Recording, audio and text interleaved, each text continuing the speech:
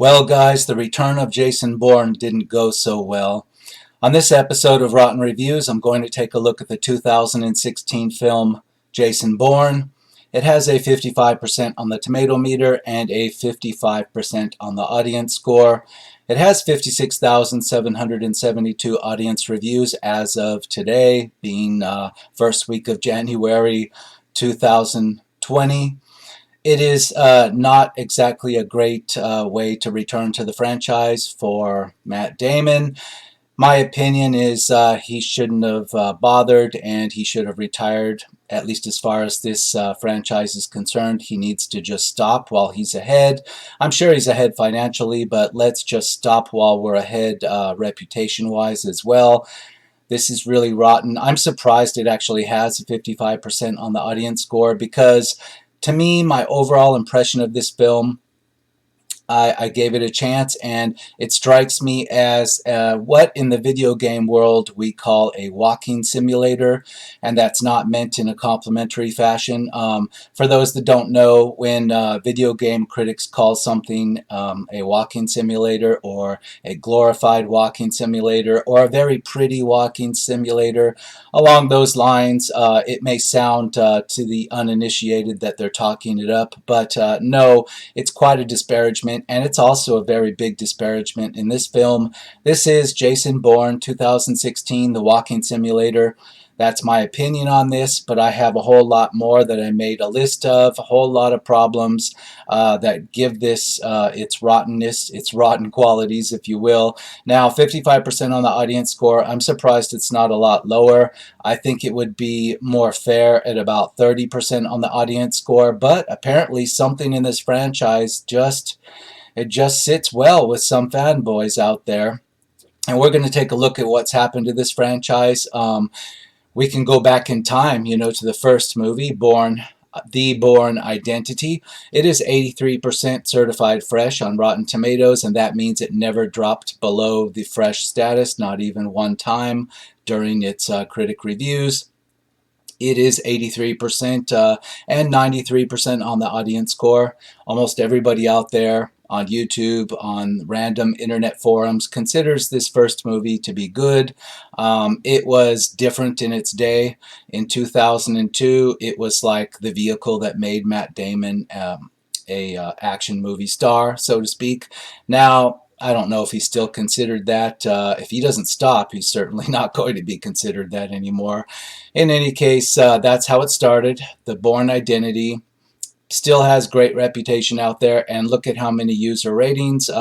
Close to 1,965,000 plus, so it's still popular. Then we move into the next movie in the series, The Bourne Supremacy. And wow, it did even better with the audiences. 81% certified fresh, 90% on the audience score. Not as quite as many user ratings, 708,000. But I get these confused, and I think a lot of people will. Keeping these separated, the Bourne Identity versus the Bourne Supremacy. It's kind of debatable if they really stand out from each other at all, but they're both considered good films. Then we move along to the Bourne Ultimatum in 2007, and that was supposed to be the final of the trilogy. That was supposed to conclude everything, and when I saw the movie, I thought that it has the most amount of audience ratings at 1,922,000 plus. That's categorically well beyond the other films. 92% certified fresh. Clearly, the Bourne Ultimatum is what people remember. That's what people bothered to put their review on. And this was supposed to be the pinnacle, the crowning achievement of the franchise. And then what happened after that? Well, for some reason, the Bourne Legacy came along in 2012. I don't know why. I wasn't expecting it. I didn't know of its existence until I heard about it on home video release on DVD. I didn't see this in the theater. I don't remember when it was marketed to be coming out in the theater. It was just a blank spot for me because I don't know what was going on. I don't know if it had a really bad marketing budget, but I simply didn't even know about this until I think we were into 2013 before I was even aware there was a Bourne Legacy movie. Now, this swapped it up and put Jeremy Renner in the title role. And apparently it didn't work because that's when the franchise went rotten. 56% on the tomato meter and 58% on that audience score. And you really saw the user ratings drop again, less than 300,000 on the audience ratings. So quite a drop all the way around. A lot of people just probably to this day don't know that this film exists. When I think of Jeremy Renner, I think of a whole lot of things. Number one, front and center, I think about his role as Hawkeye in the MCU franchise. This one doesn't pop up at all. The only reason I remembered it, I actually didn't remember it. I just saw it here on Rotten Tomatoes when I was, doing a little prep for this movie that I'm going to talk about on this episode, which is 2016's Jason Bourne. It is the most rotten of all of them, and I guess for some reason Matt Damon thought it was a good idea to come back, that he could do it better than Jeremy Renner. Well, all he really did was prove that the flaw was not Jeremy Renner.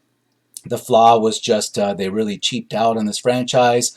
To me, it feels like they just lost all imagination. They just slapped things together to try to get butts into seats, and whoever the script writer or writers were, they weren't really trying, and they couldn't think of anything new to do with this franchise, and in fact they did almost everything a lot worse. The shaky cam, even when we're not in action scenes, the shaky cam is all over the place, and things aren't clearly in frame, and it's not just for effect once or twice. I mean, it's all through the action and the non-action. You can hardly tell what's going on sometimes because the camera's shaking all over the place. Sometimes it's even out of focus. The lighting's not so great, and I think that's deliberate in a lot of the action. You're not supposed to see a lot. They definitely, the director at least, he wanted to make sure that you couldn't see a lot of things going on. In the opening action, it's a riot that's taking place in Athens, Greece, and the most exciting part about the action is just the rioters. It looks like your standard riot with Molotov cocktails and etc. Now, amidst all that, Jason Bourne's just kind of strolling around, taking his time, strolling around, and rioters are doing their things all around him, throwing their bombs and smashing things and bumping into each other, and there's total chaos all around him, but not a single, person amidst all that chaos actually bumps into him one time. It's a little weird, and you can hardly tell what's going on. There's a motorcycle chase. A motorcycle chase goes all through Athens, and conveniently, the police are never involved. They're just too busy with all the rioters. And when we get to like a break in the action where Matt Damon and his girlfriend, they are kind of like pinned down in one area by a sniper, and mysteriously all these riot police and all these police, they just disappear and the streets are quiet all of a sudden, just long enough, so that this little scene can happen where Matt Damon's girlfriend dies. And then after, they have that little scene, all of a sudden, yeah, the police are back, and the streets are full of rioters and police again. And it's ridiculous because the chase scenes are completely boring because, you would think a motorcycle chase through a riot zone would be fantastic, but this director manages to make it look so boring because the camera's all over the place. You can hardly tell what's going on. And I think it's clearly deliberate. They just cheaped out. They wanted to make everything that was action look, like action by just having the camera move all over. The editing was very choppy. And you can tell that there's really not a whole lot going on. There isn't actually any action. It's just a lot of really crappy, chaotic camera work to convince you there is. But let's get right into the audience reviews and see what everybody else thinks. And we'll also go through my list and see what I bring up. I'm not even going to entertain the reviews that are bigger than 3 stars because I just can't take them seriously. Let's try to learn something here. 1.5 stars from December 26, 2019. This movie was blurry, nonsensical, uninspired, and entirely boring. The plot was pathetic even for an action. The camera angles masked any possibility of interest beyond opaque blocks of flames or buildings, and the acting was beyond terrible. If If not for the memes and the excitement behind it, this would be far more than forgettable, and I believe the best response is the one I personally saw multiple people enact, and that is to catch a quick nap during this shockingly abysmal film. Yeah, you probably couldn't catch a nap though because it's just too loud for that. I didn't see this in the theater. Like I said, I saw it on DVD release when it was almost a year old or several months old at least. And it's a movie that's just like a lot of people are standing around and a lot of people are staring at computer monitors and they're looking at it's got this cliched CIA control room thing going on throughout the whole film. There's nothing new and exciting about that. And a lot of these CIA characters, including the CIA director himself, he's just like in this room with a slightly blue light, and they're all staring at these computer screens, and there's this dramatic thriller type music playing, and Jason Bourne and whoever else is just strolling around from point A to B, looking at stuff on laptop screens that we've seen a million times before that don't tell us anything new. And the whole boiled down plot of it is that in this film, Jason Bourne discovers that his dad was actually killed by the CIA. His dad was not actually just an analyst, but he was an operative involved in the Treadstone Project.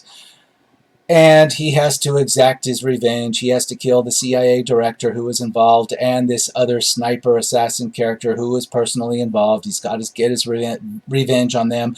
But it takes up more than half of the movie's running time to deliver that actual plot point, that he's got to get revenge for his dad's death. And we have to see this flashback of his dad's death where he was blown up in a car on the streets of Beirut like long ago.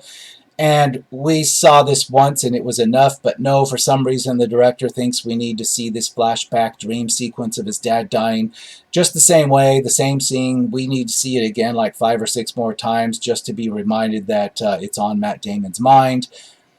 It's completely boring and pointless, and I'm not sure if the director thought the audience was incredibly stupid and just forgot about it the first 3 times, or that it was just used to pad the running time to have something for Matt Damon to think about while he was sitting on another train or in another plane seat or waiting in line to go through another checkpoint at some nondescript passport window again. And that's the other thing with this film. The first film explained why Jason Bourne had access to, a treasure trove of identities and passports and other documents and whatnot and cash.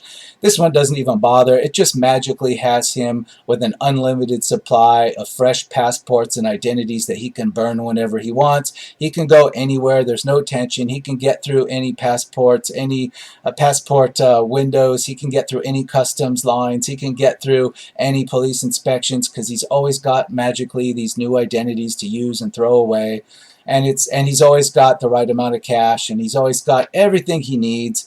And the movie doesn't even attempt to explain how that is. It's just magic. It's part of Jason Bourne's magic power skill set now. He just always has all these documents and passports with him, and he doesn't even carry them around. He doesn't even need to carry them anymore. I mean, he's got such superpowers now that he doesn't even need to carry a bag with all this stuff around anymore. He can just produce this stuff out of his pocket whenever he needs it.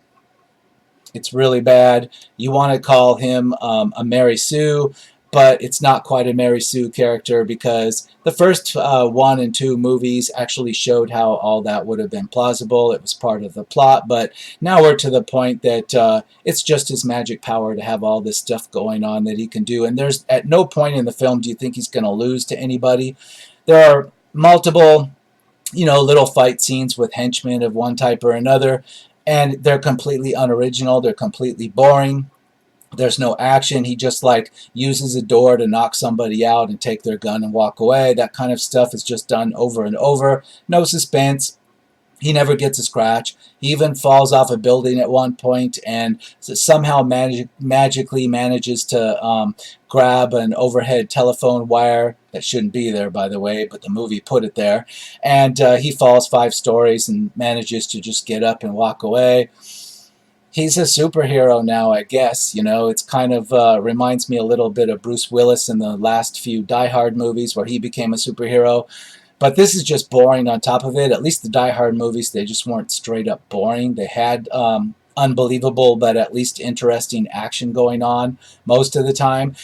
This one is just straight up boring. A lot of people walking around. It's a walking simulator. Let's keep going through these reviews. Not entertaining, more than 3 stars. 3 stars, October 23rd, 2019. It reopened the Bourne book for a thin and dredgy chapter. Yeah, 3 stars. Not as good as the other entries in the series, but still very entertaining. I completely disagree. How is it entertaining to watch him just walk around and talk to people and, open and close cell phones and look at laptop screens and watch all these CIA agents? You almost wonder, it's one of those films where you get so much of all these top resources in the CIA, including the director himself, so worried about what Jason Bourne is doing at any given time that they just drop everything else they have going on in the entire CIA to put all the resources on him, and all they do is go to this control room, and I would assume all their resources and all the satellites they talk about having in use at the time, they're all just pointed at Jason Bourne while he just walks around and doesn't do a whole lot of anything. And the CIA director, played by Tommy Lee Jones, he's so scared and worried about what Jason Bourne's going to do all the way through this movie, even before Jason Bourne actually realizes that his dad, has to be avenged. Tommy Lee Jones is just like, forget everything else I have going on at the CIA. I just need to just stand in this room with all these people at these monitors and check on what Jason Bourne is doing all day. What do they do during the rest of the day? Do these people just like go back to their desk jobs in other rooms in the building at Langley, and then they're just on call for when Jason Bourne happens to pop up somewhere? They all rush to this control room and just stay in there while this dramatic music plays for hours at a time. I'm sorry, there's nothing believable or interesting about this. We've seen this all before. It was already getting a little bit bad as the trilogy wore on. And when the third movie came out and, the Bourne, the Bourne Ultimatum, when that finally finished the trilogy, I was kind of glad because we were starting to get stuff like that creeping into the movies already. Obviously, it wasn't enough to bring everything down into rotten territory, but this movie, it's just straight up like that all the way through. Very, very dull. Nothing new. It's like a total fail of imagination. They couldn't even figure out how to do anything. Not even a chase through the streets could be made exciting in any way.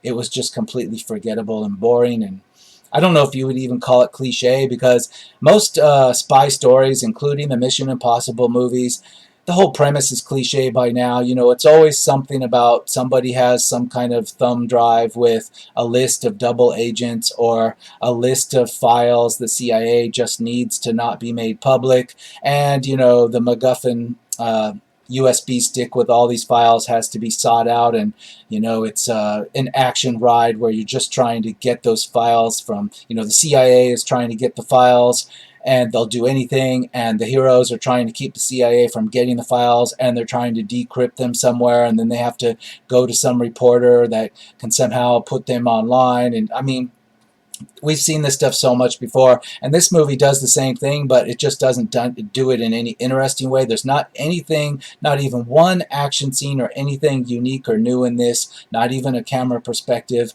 nothing. We've seen all this stuff before, and we've seen it done better hundreds of times before.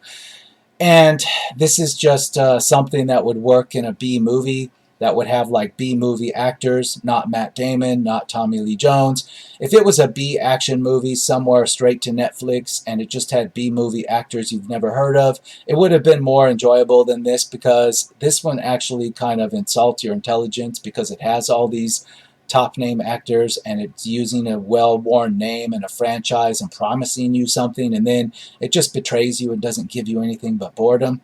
Let's move on. 2.5 stars, September 30, 2019. I love the car chases, especially that final one. It's cut perfectly and the sound design rules. The rest of this is pretty lackluster, worn out espionage thriller shit, though.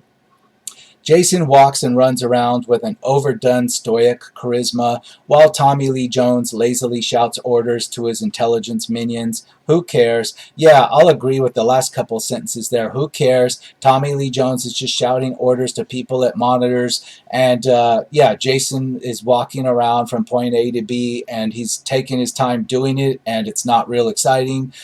And oh yeah, let's mention the car chase. It does give you one actually half decent car chase set in Las Vegas, on the Las Vegas Strip and around that area at the conclusion of the movie. And I made a note on that, not because it was really a bad car chase. It was kind of semi good. It was certainly better than everything else that had been put into the movie up until that point. But the problem with it is that it featured the bad guy, sniper, villain, spy who killed Jason Bourne's father. He is trying to escape from Jason Bourne. Now, Jason Bourne is chasing him, and Jason Bourne is driving a Dodge Charger that he stole from the valet of one of the casinos. And the spy guy that he's trying to kill, he's conveniently stolen a Bearcat SWAT vehicle that was also around the same area outside the casino. And this Bearcat SWAT vehicle, it's like made out of adamantium or something. It's like a comic book version of a Bearcat vehicle.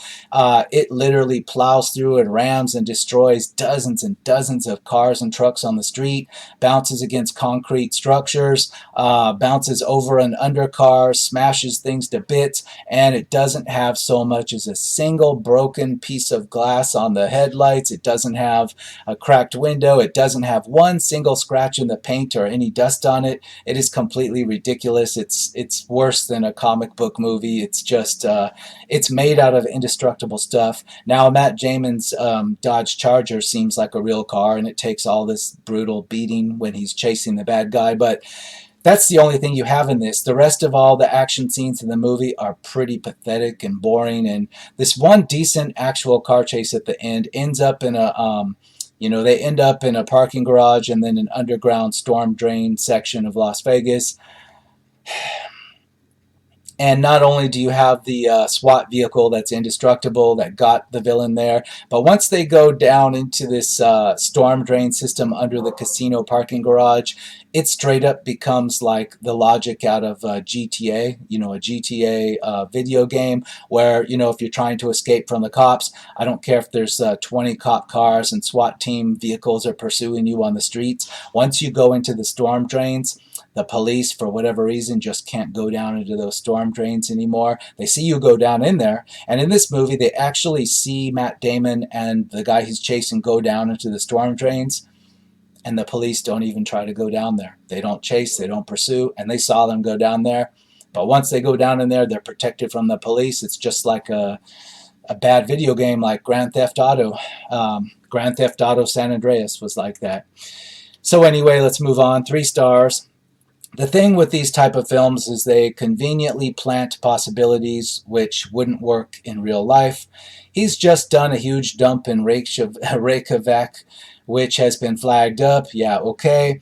Then there's the connections from one scene to another, which are so fast-paced it's unreal, because if it is slowed down, it wouldn't make a lot of sense. But cheating is the name of the game, and it doesn't really matter because it's exciting and holds our interest. The language is top-notch too. I completely disagree.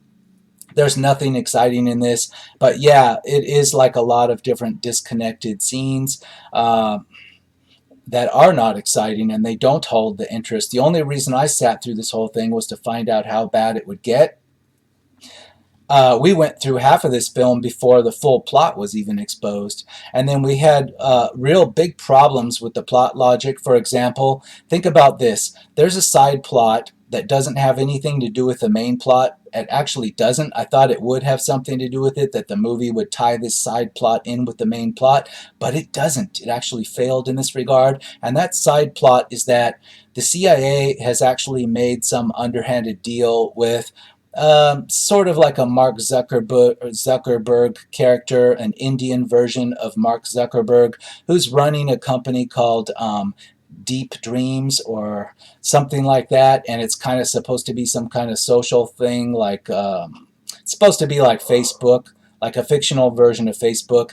And Tommy Lee Jones wants to kill this Indian Mark Zuckerberg because he's afraid he's not going to go along with the program. He's not going to, fully let the CIA just spy on everybody through this Facebook apparatus. And not only that, it's a little bit hard to believe, but now listen to this. Tommy Lee Jones, the CIA director, is actually publicly attending a hacker convention with this Indian Mark Zuckerberg character, and they are the keynote speakers at a hacker convention. The director of the CIA on stage with the Mark Zuckerberg character at a hacker convention, and that's just fine. The movie doesn't have a problem with that plot logic. And then for some reason, this Mark Zuckerberg Indian character decided that that would be a good idea to market his social network, his Facebook product, as being in conjunction with the CIA. And then the plot also says that at one point, the Mark Zuckerberg character wants to expose the CIA's involvement, that it's got backdoors and it's spying on everybody through his Facebook type program. But he's the one that actually set up the conference in public and wanted to be on stage with the CIA to talk about his social network. I mean, none of that makes any sense. It's so stupid and illogical in every way. And that's a side plot that doesn't really ever tie into the main plot of this film. The only reason it ties in is because it gets everybody in Las Vegas for this hacker convention so that they can have this big car chase and all these explosions on the Las Vegas Strip, and have a lot of Las Vegas police that were hired out to star in the film and barricade the roads and whatnot. And none of it makes any sense. And there were a lot of ways that it could have tied in with the main plot, but nope, it doesn't. It just had to be in Las Vegas, and it had to have that weird social network stuff going on, and it's completely illogical in every regard. And it's just, you have to entertain that kind of stupid stuff to even sit through this all the way. And I did, and I'm glad I did, because I wouldn't be able to tell you how stupid it was. 3 stars. Unfortunately for everyone, Paul Greengrass, who brought the shaky cam to Bourne, is back. And what this means is really more confusion. Since the director still believes you have to shake up everything you see to make the action work, which recent movies have proven you don't need to. Unfortunately, or fortunately, the plot of Jason Bourne isn't half bad, even if it might seem too similar to previous Bourne works, and is still a rather serviceable movie if you're trying to pass the time. Well, I'll agree, it is Paul Greengrass that's responsible for all this shaky cam nonsense that I have complained about endlessly in my rotten reviews in other films. He started it in The Bourne Identity, and it wasn't that bad, because in The Bourne Identity, and its at least its next sequel, it had enough unique action going on that we hadn't seen before, that the shaky cam actually worked. It was part of that new type of action look that we hadn't seen before.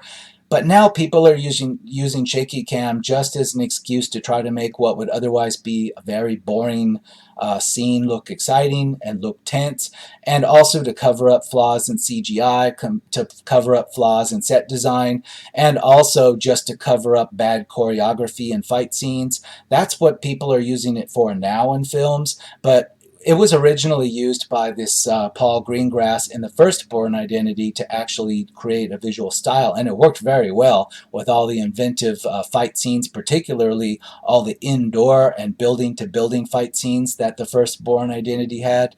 But this, nowadays, in 2020, shaky cam is the worst of the worst. I mean, it's in movies that don't even have action. It's just there to, like, you could have 2 characters just sitting in a diner talking about a romantic plot, and for some reason the director throws in shaky cam to just, like, make it seem more tense or real. All it does is make the director look incompetent. And I mean, I can go on about this forever, because almost every genre of film now has to use the shaky cam, and it's this director's fault, I guess, but in a way it's not, because he actually properly used it in a style, and then everybody else just ran crazy with it. And 1 star, it was terrible. The whole plot was ridiculous. Yeah, it was. I don't know how you can even say that this is logical. I mean, when the character of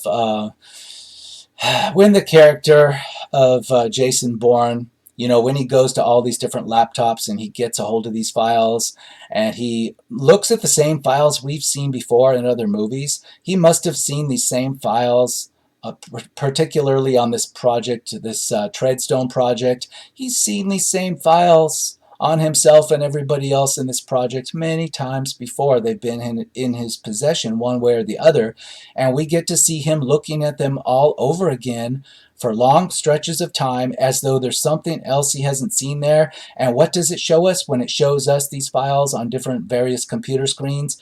Nothing new, the same stuff we've seen a million times before in other movies. And for some reason, this is enough for him to be convinced that there's this plot about his dad dying, and his dad's really an operative that was killed by the CIA director that's there now. It makes no damn sense because Bourne is looking at the same files he looked at throughout the other movies, and he didn't know this, 2 or 3 movies ago.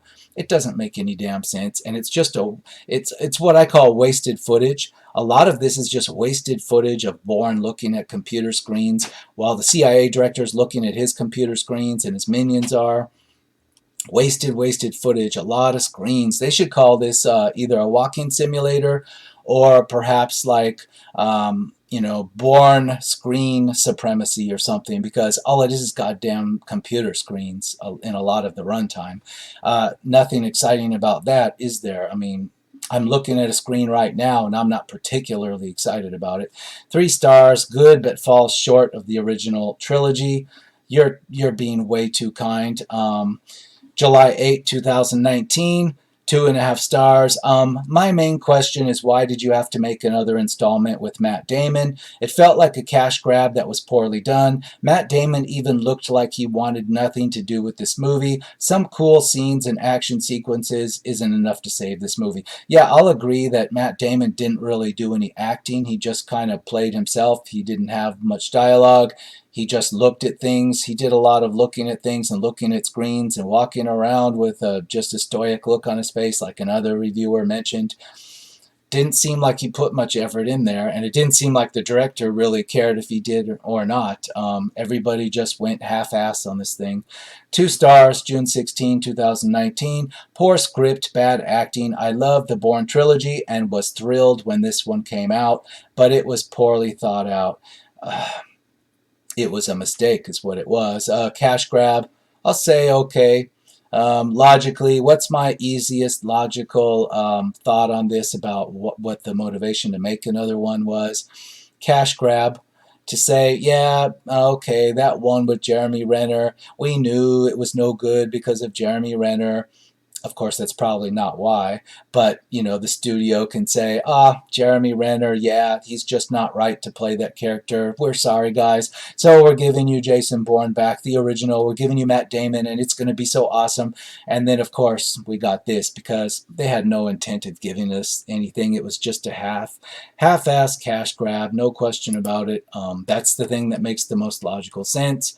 1 star, April 8, 2019. Why don't any of the Bourne sequels look as good as the original Bourne Identity?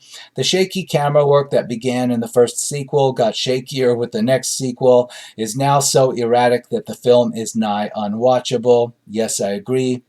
The only reason I stuck with the series was because of the interesting character arc. You get hooked and want to see where the character goes and how he grows. This one's the end of the line for me, however. Oh, for the days of Doug Liman, the original director who crafted. Yeah, it's like this director thought that, well, they liked my shaky cam before, so I can't really put budget into this. I can't, come up with a better way to do fight scenes. So, oh hell, just like shake everything up. Just put this in a big old box and shake the hell out of it and cut the, do a butcher job in the editing room, and it'll be exciting. That's what it feels like. But let's take a look at my list. Yeah, a lot of boring, tired control room, computer screen stuff that's, and a lot of the dialogue is boring. There are times when Tommy Lee Jones says stuff to his second in command and whatnot that it's just there to fill time. It doesn't tell us anything. It doesn't tell his second in command anything he didn't know or she didn't know. It's just there to waste time to have them saying something while they're riding escalators or while they're walking on or off different planes or in or out of different hotels or airports. They have to have some kind of talk going on. So instead of using those opportunities to do some characterization with dialogue or move the plot forward, no, just have them do small talk that looks like it was pulled out of Tommy Lee Jones' ass. It literally looked like the director allowed Tommy Lee Jones to just make up small talk as he rode escalators and whatnot, and it showed. Let's see, what else do I have here? Yeah, I've mentioned a lot of it already. Well, there's a lot of Audi product placement. Almost every bad guy and good guy has to drive an Audi vehicle. The only real exception is when they have the Bearcat SWAT vehicle and the Dodge Charger. But the rest of the movie, everybody's in Audis, Audi cars, Audi SUVs. So it's definitely Audi paid for a lot of this. And it's pretty obvious. Let's see. Yep. It's two-thirds into this film before Bourne actually goes on to the revenge plot. At the beginning of this, it's about him reluctantly being pulled into the public, so to speak, by, the female character. What is her name? I don't even know and I don't even care. I did about 20 minutes ago, but now I can't even recall her name. In any case, his girlfriend. It starts off with her kind of like, pulling him out of hiding against his will. At the beginning of the movie, he's like some kind of amateur MMA fighter, which doesn't completely work for Matt Damon, but he's seen to be surviving by hiding out in Turkey and in Greece and participating in these underground MMA fights for cash. It doesn't make any sense. That's the first logical fail, because anybody with the intelligence or skill set, even some very minor parts of the skill set that this character Jason Bourne has, could get any job he wanted that paid quite a high salary. He wouldn't need to like just be doing MMA type work. I mean, there are a lot of jobs he could take. He had so many just magically fake identities he could have used. Why not just become like a salary man somewhere in a high-tech office environment and have a really nice life on one of these endless amounts of fake identities that he has at his disposal? It doesn't make any sense. Instead, he's like working for cash as an MMA fighter, and they show him like, looking in the mirror all angsty at himself after his fights, like he's just so sad and terrified that he has to do this to make cash. It makes no sense. And then his girlfriend pulls him out of that, and he comes back into this plot where they've got a hold of these files now, these same damn files he had before in other films, and there's nothing different about them at all, and they have to be decrypted at one place, and they have to be looked at another place. You know the whole routine. We've seen this in so many movies. And then it's two-thirds into the movie before you actually discover that, hey, this is going to be a revenge movie. He's now motivated by avenging the death of his dad. Wow, two-thirds into the film, too. Let's see, what else? Yeah, the CIA director and a Mark Zuckerberg type character are in business together at the hacker convention. Yeah, that's believable. I already talked about that. Tommy Lee Jones dialogue, poor at times. Yeah, it's like he pulled it right out of his ass while he was riding escalators.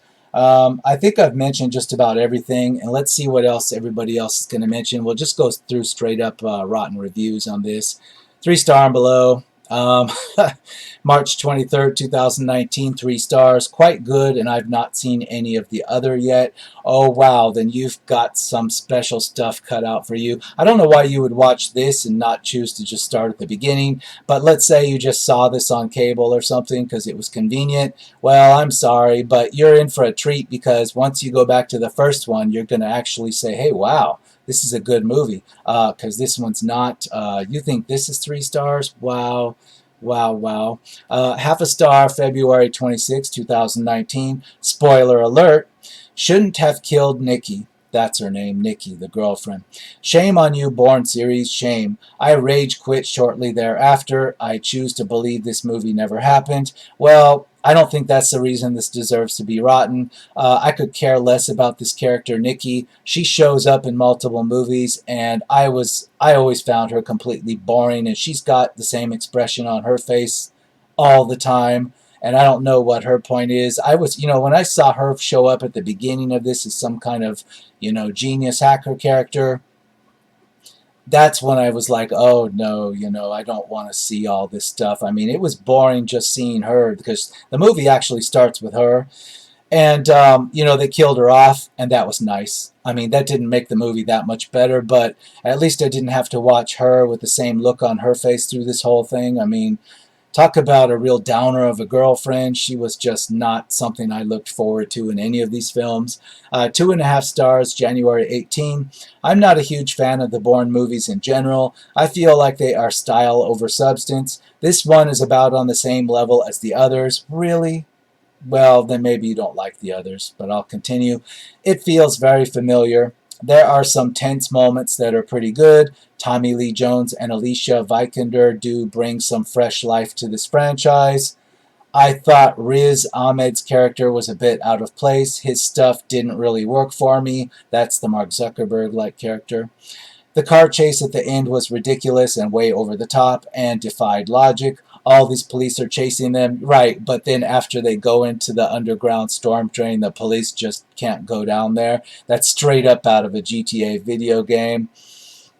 At least somebody brought that up. I wasn't the only one, thinking I'm crazy. There's something wrong with that. There's clearly something wrong with that, considering that the film actually shows you in the audience that the police have seen them go down there, and yet they just don't follow them down there. All these hundreds of cops and SWAT team members.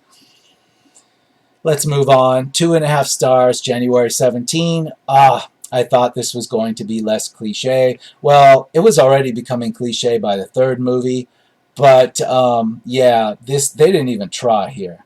They just didn't give a shit and didn't even try. 2 stars, December 28, 2018. This film is up and down the whole way. You get a great action scene, then multiple scenes of dull exposition and looking at computers. Overall, this film is just eh. Yeah, the whole film could be like a walking simulator or a computer staring simulator. 2 stars, December 11, 2018. The same plot as the other 3 Bourne movies, which is just stale at this point. If nothing new is being done, then what is the point of making a sequel in the first place? The first Bourne movie to feel stale, mostly because in the other 3 there were interesting characters to hold up the repetitive plot. Jason Bourne does not have that luxury. Yeah, they're not counting the one with Jeremy Renner. They're just saying the other 3. So I guess that's not exactly unfair. You could kind of skip the Jeremy Renner one and still just consider the ones with Matt Damon to be together. Yeah, but they're still being too kind to this. They're saying that it feels stale because it has a repetitive plot. Well, the other ones, the characters weren't that great. Like I said, they're saying the characters were better. No, no, no. The characters were they're different actors, but it's always the CIA director that's so scared of Jason Bourne, and it's always his girlfriend with no expression on her face. And I'm sorry, I don't even agree that the characters were anything fresh. Me, I would just stick with the first movie, and then the rest, it just kept steadily going downhill for me. And I'll admit I haven't seen the one with Jeremy Renner, but when I do, I'll make probably make a rotten review on that because it is considered rotten. 3 stars, December 4th, 2018. It does not live up to the hype and is way weaker than the others, but I don't think it's as bad as people say it is. For me, the villain is pretty decent, and there are some exciting scenes. Really, which scenes would those be? I don't know. And Damon is great as always, but the camera work and editing is really poor, and the overall script is not the best either. Also, the stuff with Jason Bourne's dad does not work at all, and it feels like they ruined the great ending of Ultimatum. Yeah, they did. They shouldn't have done this. It was just a cash grab. It's like he's looked at these files so many times before, but only now does it jog his memory of his dad being killed. And, we had to see the same sequence with his dad getting killed just 5 or 6 times. I'm sure it was at least that many times I had to watch. Maybe it was more than 6 times that we had to watch the same damn flashback again and again. I don't know what the point of that was. If it was so far and so ingrained and so, so much a feature of Matt Damon's mind, it was in his mind, this flashback, how come it just popped up in this film and it didn't pop up 3 movies ago? Doesn't make any sense. 2.5 stars, November 16, 2018. This is vastly disappointing. Considering the great trailers surrounding this film, the performances are fine but don't stand out. The story is dry and uninteresting, which is a shame. Honestly, The action is good, however, but it sadly doesn't make up for the 2 hours spent watching the film without much to keep the audience interested. Not a bad film, but it is a little flat. Wow, you're too kind. I'm sorry, but there is no interesting action. The performances, it's just like basically they phoned it in. I mean, everybody involved, you can't say it's rotten performances, but they weren't acting. They were just kind of like keeping a stoic face and talking their dialogue out. No acting skill required. Like I said, B movie actors could have done just as well. Completely just not actual acting, in my opinion, by anybody involved in this. 2 stars. The Jason Bourne movies all require some suspension of disbelief to enjoy them, but this one requires suspending disbelief off a 12-story building and then dropping it into an Olympic-sized swimming pool below. You try to shut your brain off, but it just keeps kicking on to tell you how stupid all this is. It starts with a "here we go again" setup, and Bourne goes through the motions, beating up and outsmarting everyone. Nothing feels like it is at stake. In the real world, one spy gets killed on the streets. Yeah, they're right. But the sad part is, not only is Jason Bourne invincible and just goes through all the motions, almost like a how-to training video of how to defeat bad guys, but it's just boring and there's nothing exciting about it, and there's nothing new to see, and there's no inventiveness, there's no imagination. It's just very bland, him just simply very easily killing all the bad guys and walking around all confidently, and he doesn't get a scratch. That's true, he doesn't really get a scratch. I mean, maybe at some point it showed some blood on him, but just they squirted some blood on him, and it certainly didn't actually make him change his demeanor at all. Just completely superficial. If there was any actual wounding of him, I don't even recall there actually being wounds visible on him at any time. 2 stars, November 7, 2018. The Jason Bourne movies. Okay, I read that one. Sorry about that. Let's move on. 3 stars, 2.5 stars, September 9, 2018. Matt Damon has always done well in the past, but now we all admit this series is seriously starting to struggle. What could have been a top film for the year or a best of the series has now deemed by Finesse Movie Reviews as simply the worst within all 5 Bourne films. To provide some credit instead of sounding like a cranky critic, the biggest success within Jason Bourne is an incredible epic car chase scene. The rest of the film will leave the viewer with the words, "Oh, it was okay." I'm sorry, but that's not a success. There's no epic big car chase scene. If you just count just setting up camera angles and showing Jason Bourne chasing a SWAT vehicle in a Dodge Charger, and just the SWAT vehicle is just ramming and crashing through all kinds of cars around the Las Vegas Strip, and that's hardly exciting. And it's just the director tried to make it look exciting by putting the cameras at the right positions to show excitement, and it doesn't work. There's nothing new there. I mean, there's almost a laugh out loud part of it where the Dodge Charger ends up on the roof of the Bearcat vehicle, and then it falls off outside the casino, and the Bearcat vehicle comes crashing through some slot machines in the lobby or in the area of a casino floor, and it's almost laugh out loud at one exact moment, but there's nothing to see there. It's just expensive. And the reason why I say it's the best action scene isn't because it's exciting, it's just because it's where all the money was put. The other chase scenes and whatnot, like the scene in Athens with the rioting and the motorcycle chase, that was noticeably cheap and bad. But don't think that end scene stuff is that end car chase. Wow, that's just really bad too. 2 stars, August 11, 2018. Pointless rehash of previous installments, which adds absolutely nothing to the Bourne mythos. A waste of 2 hours. Yes, I agree. I completely agree with that. I'm saying this is a half-star movie, and I don't know if I mentioned that before. I give this half a star because a movie was made and people got paid. Otherwise, this doesn't even reach 1 star for me, and I think I took a little long to tell you that, but yeah, this is half a star. 2 stars, August 8, 2018. Well, we've had the identity, the supremacy, the ultimatum, the legacy, and now we have the contractual obligation. At least that's what it feels like. Watching it, you get that sense of the writers knowing the end and then shoehorning in every contrivance to make the plot get there. This is mainly achieved by the overt use of technological gimmicks that lay everything out on a plate for Bourne to succeed in his mission, all helped by yet another rogue CIA agent who hacks into databases. Yeah, again, just like in the other films, there's got to be a CIA agent, this time she's female, that just for whatever reason doesn't trust the director, and she's got to secretly help Jason Bourne. When this first popped up and I saw her, this was revealed by her sending text messages to Bourne while she's standing in the control room with the CIA director right next to her. She was secretly sending text messages to Jason Bourne to tell him how to escape their chase. And it's every one of these movies has to do the same dumb thing. In this case, it's a woman that also doesn't have much facial expression. She's kind of unlikable as a character, and at the end, she becomes even more of a bad guy at the end.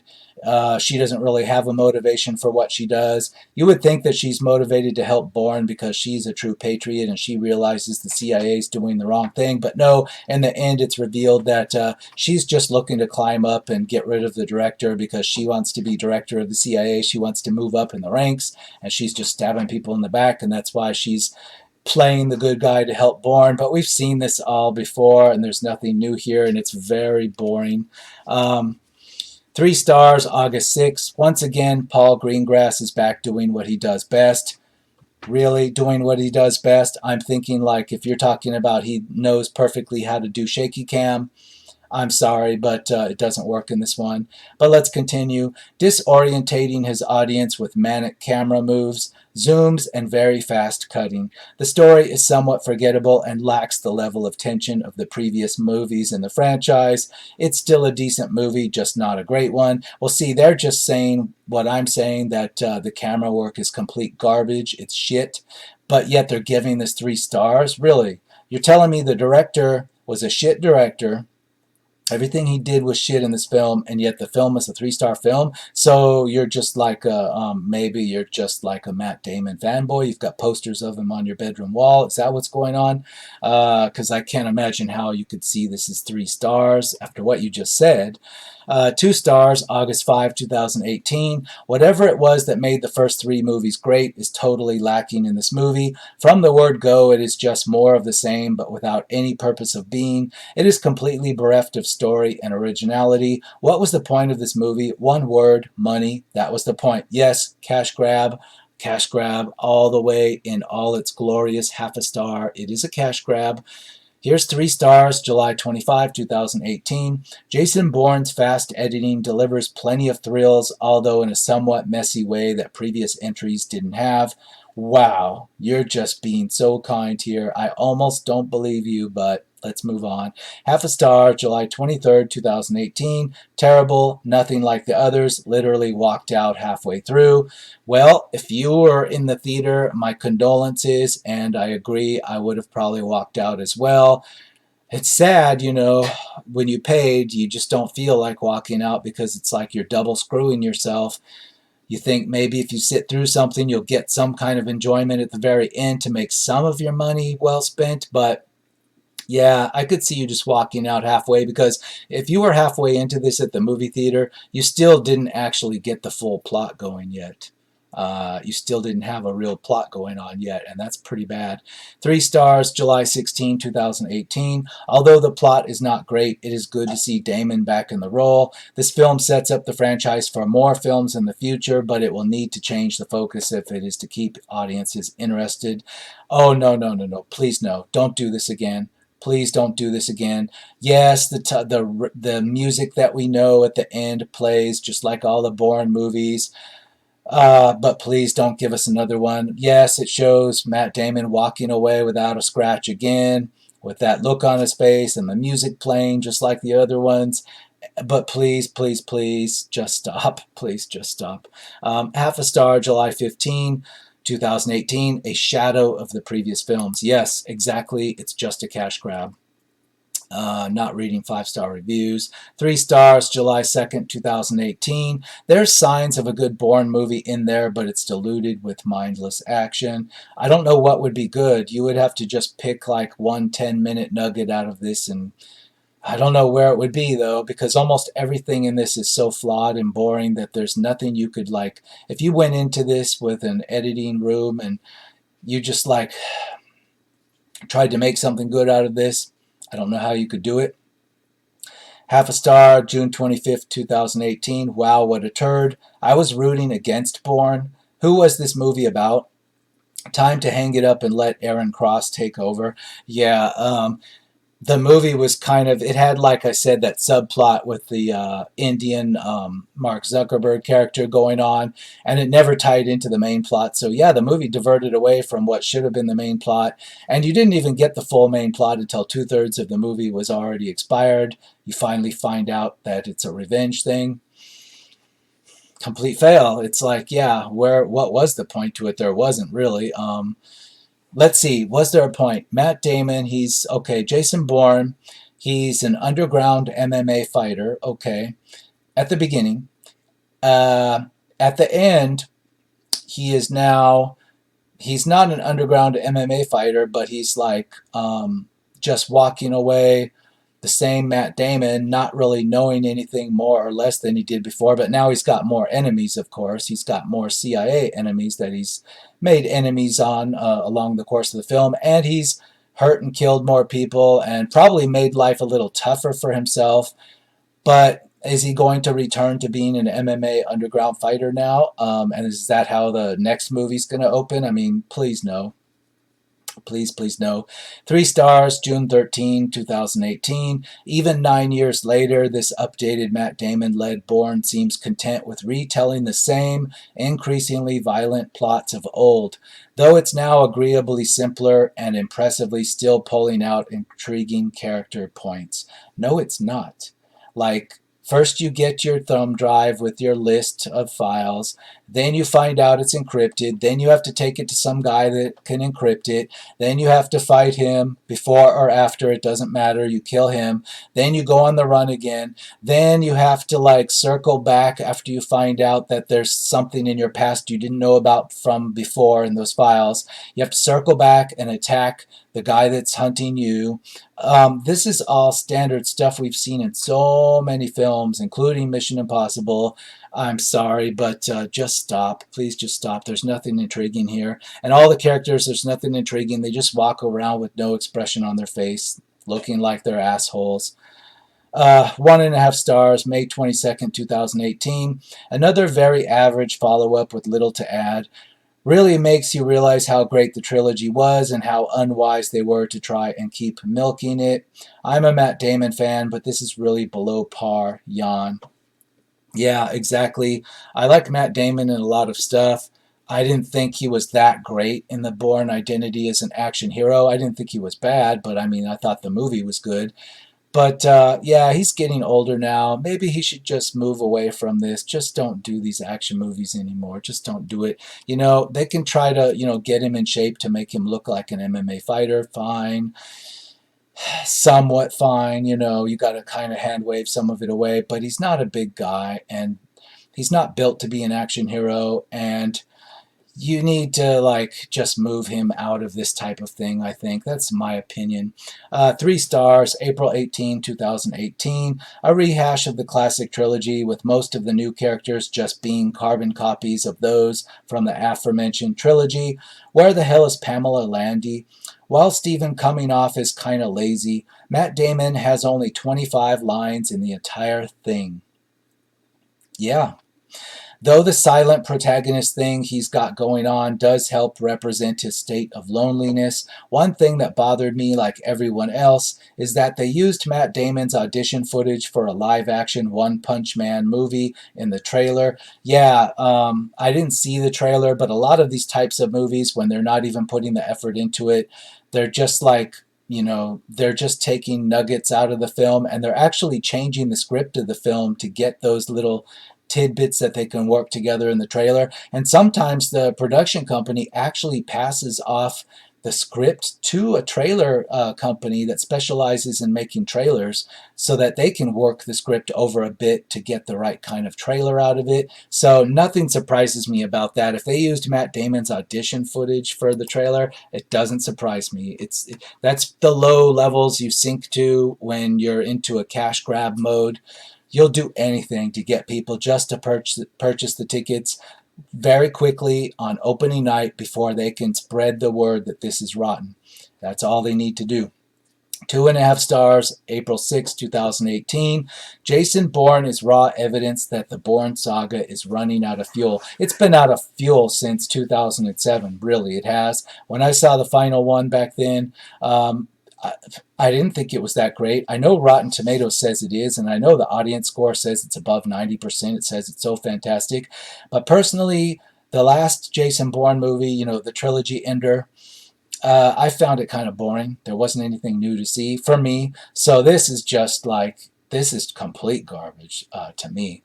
3 stars, April 2nd, 2018. With the return of Matt Damon delivering his magnetism to Bourne. I'm sorry, there's no magnetism here. He just walks around with the same look on his face. 25 lines, like another reviewer pointed out. He's got no more than 25 lines in this. Is that magnetic? Is that an acting job? I'm sorry, but it's not. I'll continue. And Paul Greengrass handling the action with an expertly gripping hand. Really. This entry in the series is more watchable than the grossly forgettable Jeremy Renner spin-off, but the latest film is still not a substantial improvement, as it barely brings anything meaningful or new to the fold. Despite the fine cast, it's more of the same with a repetitive, unimaginative screenplay that's more predictable than it should be. I don't agree. I don't think this was predictable because I don't even think you got the full plot till you were 2/3 of the way through. It's just a mess. It just has stuff going on that just wastes a lot of time. It's a waste of our time more than it's predictable. It's just, waste of time. I don't agree that, this guy's talking it up so much. Magnetism, expertly gripping hand of the director. You must be a fan of shaky cam. Maybe I should just shake up all my videos and they'll become more popular. I don't know. Maybe I'll try it one of these days. 2 stars, March 24, 2018. There seems to be no soul or purpose this movie, and like other reviews have stated, many of the characters are the same characters that are in previous Bourne movies, but with different names. When the director and lead actor were given the premise and script, surely they must have recognized this. I'm sure they did. What the audience is left with is a repetition of what has come before. I'm sure that you could edit this film in seamlessly to any of the first trilogy without anyone noticing. Yeah, and you're still being too kind. This is not only just like everything that came before, but done in the cheapest, most lazy way you could possibly do just to sell tickets. That's what a cash grab is. 2.5 stars, March 23rd, 2018. From Treadstone to Retreadstone, the Renner spinoff was much better. Yeah, how many times are we going to see these same files on a hard drive or a thumb drive? How many times is Jason Bourne going to look at the same damn file from Project Treadstone and just like stare at it a lot? What new revelations will he find in the next one if, God forbid, there's a next one? Is he going to stare at the same file again and come up with some other thing about his family he didn't know? It's just ridiculous. 3 stars, March 12, 2018. Excellent as always. The Bourne movies make you question the system we live in. Yeah, they make me question the Hollywood system we live in.